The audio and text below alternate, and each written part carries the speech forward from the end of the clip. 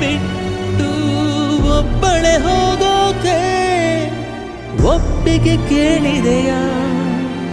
ಒಪ್ಪಿಗೆ ಕೇಳಿದೆಯಾ ಪಾಪಿ ನಾನು ಪುಣ್ಯ ನೀನು ದೇವರ ಗುಡಿಯ ದೀಪವು ನೀನು ದೀಪಾನೇ ಆರಿ ಹೋದ್ರೆ ಏನು ಮಾಡಬೇಕು ಜೀವ ಕೇಳ್ತೈತೆ